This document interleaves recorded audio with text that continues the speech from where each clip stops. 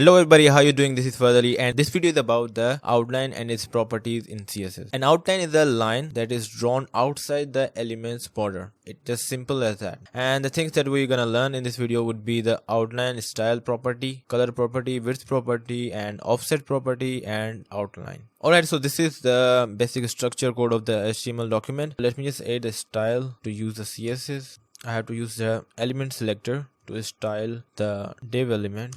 First of all, let me add the border here. Alright, I want to add some margin. Now since we know that outline is a line that is drawn outside the border, so for using the outline I have to use outline width. I want to give it a 10px. I also have to define the color here, which would be violet color, and I also have to define style here. Okay, it would be solid. So you can see that we have created an outline and it is outside the borders line. So in last, I would like to add the outline offset.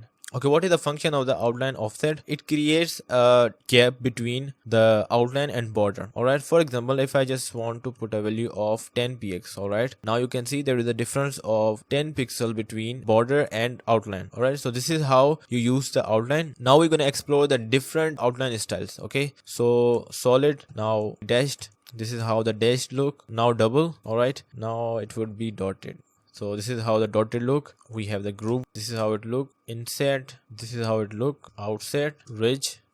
We also have the hidden. It just hide out your outline. Simple as that. Alright, so solid. So we are back to the solid, and these were the different outline styles that we discussed here. This is how we write the code for the outline. Okay, if you want to write the shortened code for the outline, you have to use the outline property. Just outline, it would be outline. All right, now you have to put the different values. Okay, I would start with the width, then color, style would be solid. All right, so let me just delete this thing from here and run it again.